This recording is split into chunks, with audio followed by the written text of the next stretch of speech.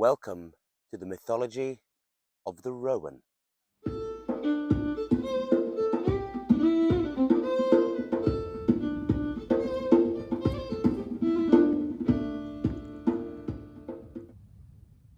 Welcome back, my friends, to this series of videos I'm making on the sacred trees of Britain and Ireland, on their mythology, folklore, and associated symbolism. And today we are looking at the witch tree, the wizard's tree, the quickbeam tree, the mountain ash tree, commonly known as Rowan. So we're going to be looking at some of the associations of this tree, including its associations in the Ogham alphabet, the so-called Celtic or Druidic tree alphabet known as Ogham or Ogham, where Rowan is the second letter, standing for the letter L. Lush, I think. That means bright or fire in Old Irish, which is probably a reference to the red berries on the Rowan tree. The English name Rowan, by the way, comes from Old Norse, and it just means tree. It's also, I believe, related to the colour red as well. In Old English, this tree is called the Quicken Tree, which sort of relates to life or vitality, the flame of spirit. So it's kind of the tree of life in Old English, which relates to the mythology, which we'll get into, because sometimes it's also a tree of death. So the broad associations of this tree in the Ogham and also in kind of folk custom and folk magic and wider mythology is protection. Quite a lot of trees are about protection. It's a specific kind of protection, though. It's specifically protection from magic or spiritual illness or illness caused by spirits. So protection against witchcraft. But conversely, it's also a tree of sorcery, of doing magic. On the subject of magical protection, if you look at the base of each rowan berry, you will see a pentagram, a five-pointed star. We often associate this with contemporary paganism, but actually it's a very ancient protective symbol, sometimes symbolizing the five worldly senses, but it's also called the Seal of Solomon. It's been used in ceremonial magic for centuries. It was used to seal demons away or protection against bad spirits. It was also in the story of Gawain and the Green Knight. It's the symbol on the outer facing side of Gawain's shield, protection from outside forces. On the inside is Virgin Mary, an aspect of the divine feminine we'll get into. But yeah, a symbol of protection on the berry itself. Interesting that nature gives us the clues sometimes and syncretizes with the folklore and mythology and symbolism. So, protective tree. It has other properties as well, such as divination used in oracle work, hidden knowledge of transformation and that kind of magic, transportation. It's sometimes considered a kind of portal or gateway tree into the other world. Again, that's reflected in the folklore we'll get onto later. And also a tree of life, a tree of vitality, a tree of youth and youthfulness, but mainly a tree of protection. So in British and Irish folk custom, a cross of rowan twigs is often placed in doorways or into the walls of houses. My house is just in those woods over there, and when I laid the concrete floor of that house, I placed a twig of rowan into the concrete, bound with red thread. A hundreds of year old tradition this. It may go far, far back indeed. Traditionally around Lammas time, or Lunasa, which is kind of right now, it's when the first harvest is brought in. That's when crosses of rowan will be hung in barns where the grain was drying, probably to stop that grain getting blight, getting sort of mildewy or anything like that, which is of course caused by spirits. We all know that. If you want to see my video on Lunasa, I've put a link to it if you want. Ah, a train is going past.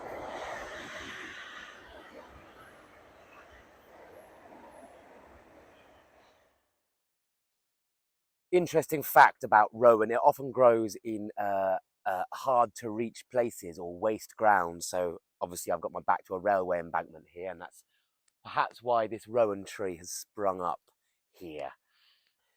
You also get rowan growing a lot in high altitudes. That's why it's called the mountain ash. The other reason it's called the mountain ash is because the leaves are superficially similar to the ash tree. Looking at these leaflets here, it's not actually related. It's much closer relative is the rose tree, actually. You can kind of see by the berries here, they're very similar to rose hips of the wild rose. Similar nutrition profile as well. But yeah, rowan trees often grown in difficult to reach places, up on high moors, on mountains, growing out of crags, sometimes growing out of other trees. If that's the case, they're often called flying rowans, and they're particularly spiritually potent, both for doing witchcraft and defending against witchcraft. This here, a flying rowan, can just about make out the leaves. Tree of life growing in the cradle of death. This big dead oak tree. A phoenix rising, flying rowan. Very powerful tree, that. So yeah, a lot of the time this has been used as a defense against witchcraft, this tree. Some of this is probably very, very old. It might even go back to the Bronze Age. There's in Scotland at Beltane, a loop of rowan would be made and the cattle driven through it. That's very similar to the very old British and Irish custom of driving your livestock between two fires at Beltane and at Samhain. That is to purify the livestock. So a similar thing going on with rowan there, and probably a similar association with fire, the red berries symbolizing fire. As I said, that is probably the association of rowan in the Ogham. Some of the kennings for Ogham relate to fire, and also the delightful berries, red berries. So yeah, rowan has a long association with folk magic. That's one of the main uses traditionally for its wood, actually, because it's not actually a great timber. Sorry, mate. It's not wildly used. You know, it's not fast growing like ash. It's not super strong like oak. It's not massively pliable like hazel. But because of its associations with magic and the other world, it's often been used for sort of folk magic applications, like making these crosses to protect your home or grain or livestock.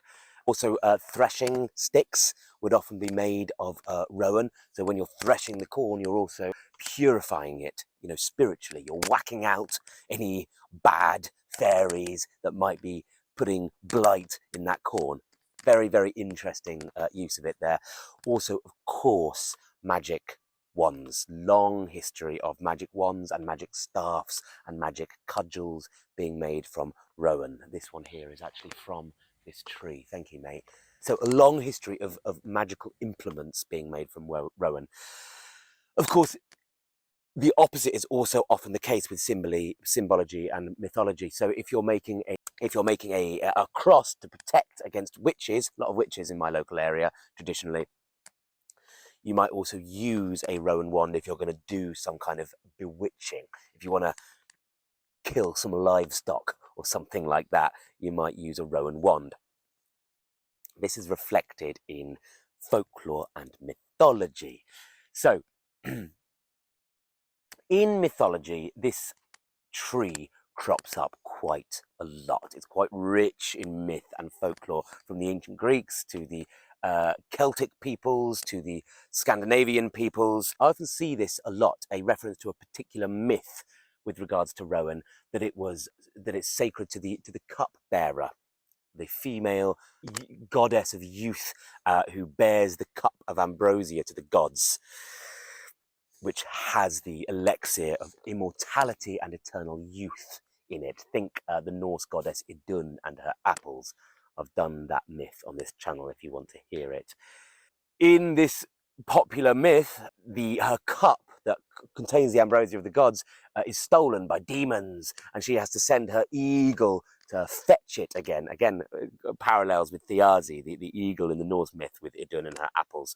The eagle gets the cup and fights off these demons, but the demons kind of wound the eagle, and where the feathers and blood drops, a rowan tree sprang up, which is why the leaflets look like feathers and the berries are blood red. This is the myth often told about the rowan tree.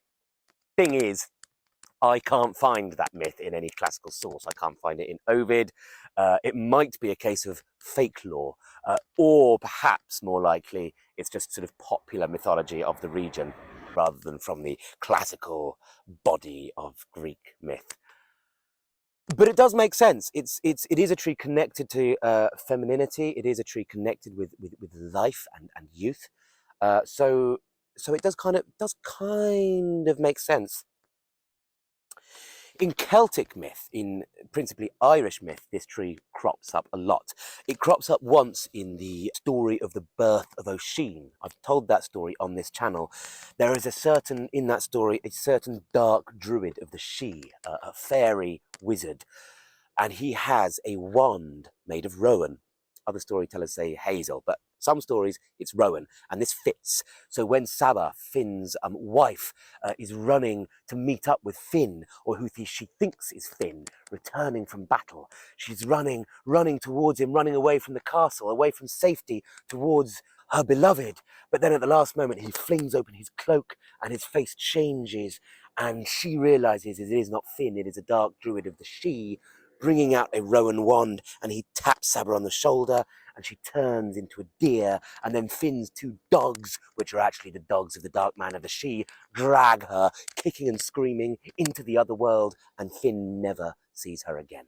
A rowan wand of transformation and bringing something into the other world, or back from the other world. So a doorway opener there. Perhaps it's stories like that why contemporary Druids associate the rowan tree with a portal tree. Another reason for it being a portal tree is the rowan often grows by stone circles and sacred sites, and probably has been for a very, very long time, the ancestors of these trees growing.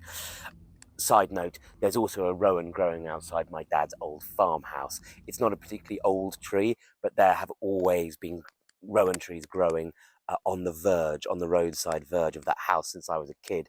And because that house is very, very old, hundreds and hundreds and hundreds of years, those trees were probably planted there deliberately, again, to ward off witches. So two purposes here: protection from bad magic, doing bad magic, and also portals, transformation, travel to other worlds.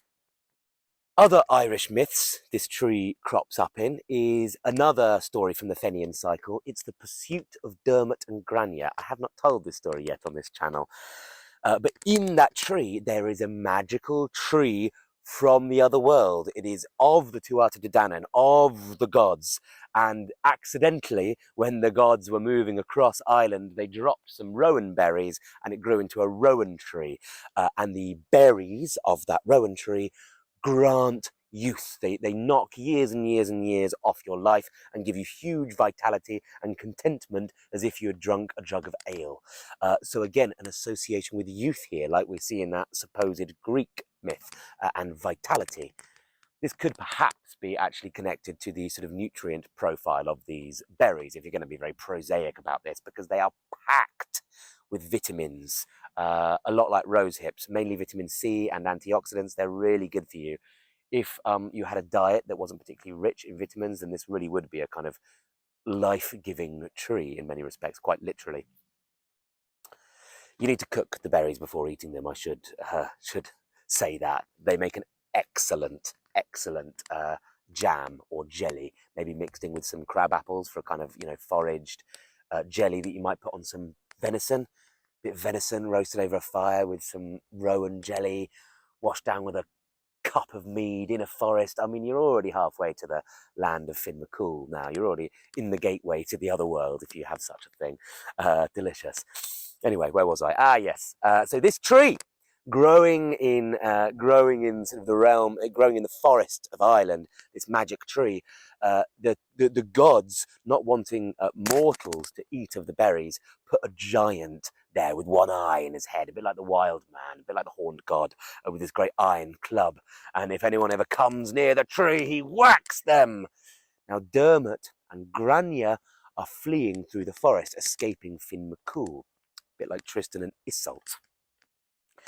And they come to the tree, and there's a giant guarding it. But Grania, you see, she's pregnant and has certain womanly cravings. And Grania, you know, is not a woman to be trifled with. And she says to her lover, Dermot, I want some of the berries. And Dermot says, but there's a big giant. And she says, I want the berries. So Dermot has to kill the giant, and he cannot be wounded with any mortal weapons, so he has to kill him with his own club. And then Dermot and Grania hide in the tree, and Grania eats the berries, and she's youth returns to her. And then Finn McCool and his men are scouting around the place, and he just starts playing chess under the tree with his son Oisin. And Dermot can't help himself; he starts throwing Rowan berries onto the place where Oisin should place his move. So Oisin beats Finn 3 times, and Oisin never beats Finn. So Finn knows something is up and looks up, and sure enough, there is Dermot and Grania. And Dermot leaps, he does the lover's leap and escapes the Fianna, and the god, the sun god, Angus Og, whose birds are always erupting from his shoulders, descends and carries Grania away to safety. So that is where the Rowan tree features in Irish myth, as a wand, but also as a literal tree of life and tree of knowledge, tree of inspiration, divine inspiration. You know, Oisin gets the knowledge of how to play chess from above. So a few things tying in there with some folk associations with the Rowan tree. Very interesting. So the other place where the Rowan pops up is in Norse mythology. In Scandinavia, the Rowan is often called Thor's salvation. That is apparently a popular saying in Iceland, according to Snorri Sturluson. So in the prose Edda, there is a story where Thor and Loki are journeying to the realm of giants. Again, always up to a bit of casual giant slaying, Thor and Loki. Mainly Thor, Loki just tags along for the ride. So in this quite long story, there's a certain section where Thor is wading in a river, and suddenly the river is a great torrent and he's about to drown, and he looks upstream, and there one of this giant's daughters, whose name is the Screamer, is squatting over the river, and she's pissing into it, a great torrent of piss, and Thor is about to drown in this mixture of water and giant wee. So what does Thor do? In classic Thor fashion, he goes to the bottom of the river, pulls up a massive rock and says, the river must be damned at its source, and lobs the boulder right in between that giant's legs and kills her. Bit graphic, but it does stop the river of piss, and Thor, losing his footing, because of course he's picked up this rock, slips and reaches out and grabs the branch of a rowan tree and pulls himself to safety. The rowan tree, of course, always growing in craggy, inaccessible places, like, you know, river gorges, for instance. This leads a lot of people to speculate that perhaps the rowan tree is associated with, yes, Thor, because of the fiery red berries. You know, Thor is a fiery tempered god. But Thor is usually associated with the oak tree, actually. So some people suggest that maybe the rowan tree is Thor's wife, Sif, with the golden hair. So she became a rowan tree to lift Thor out of the river. The reason people say this is because the Sami people, you know, the neighbours to the Norse, they also have a thunder god whose consort, whose wife, is called Rowan or Red. So people make that association that way. In Norse mythology, some people also associate the first woman, whose name is Embla, with the rowan tree. So Adam and Eve, the Norse Adam and Eve, Aske and Embla. Ask is the ash tree, and Embla is, well, some people think it's ivy, some people think it's elm, and other people think it's the Rowan tree. This is just speculation, but this could make sense because it ties into the idea of the Rowan tree being an aspect of the sacred feminine. More on that in a minute. I have a theory that perhaps the Rowan tree actually symbolises Loki, because Loki often helps Thor out of a sticky situation involving giants. Also, the red berries would also suit Loki's fire nature, if you think of Loki as a fire god. I made a video about that last week, I'll put a link to it. And also, of course, the associations with transformation, shape-shifting, and magic also strongly resonate with Loki for me. So maybe the Rowan is a Lokian tree for that witch, Loki. So lots of associations with femininity there with the Rowan tree. The colour red is often associated with life, vitality, so tying in with the tree of life idea for the Quickbeam. Obviously, blood, you know, the hot lust of passion, obviously also menstrual blood. The idea of the sacred feminine being split into three. The three colours represent the Virgin, Mother and Crone are white, red and black. And all three colours are represented by the Rowan tree. The red berries obviously being life-giving, sustenance-giving berries for many birds, but also, you know, humans once cooked. The white flowers of the tree in spring, and also the black that is obtained from the bark of the tree is traditionally a black dye, a very deep black dye. So all three of the colours of the sacred feminine there represented by the Rowan tree. So it could perhaps represent all three aspects of the divine feminine. It's interesting that the red pigment is often found in Mesolithic and Neolithic burials in this country, red ochre and also black charcoal. So those aspects there being very, very, very old in symbology. So to round this video off, I would like to say thank you very much to all of my Patreons. You really help me out financially. You help me keep making these videos. If you do want to support me financially, I will put a link to Patreon. My high tier members, I do like to send something, either a Ogham stick or maybe a hand-carved spoon. It usually takes a while for those to arrive, but thank you so much for everything you do for me. I've built up a bit of money now, and I'm soon going to buy some new recording and audio equipment to put an end to the days of dodgy audio and video on this channel. So you will see my face in high definition in the weeks to come. Thank you very much, guys. See you again soon. Catch you later.